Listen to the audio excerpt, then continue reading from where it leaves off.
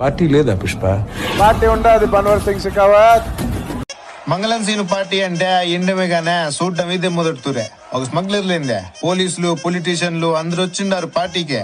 అన్ని కోట్ల సరుకు కాపాడేసరికే పుష్ప ఒక్క తూరిగా హీరో అయిపోయినాడు. మంగళం సీనే స్వయంగా తీసుకెళ్లే ఎంపీ గారికి పరిచయం చేసి ఉన్నాడు.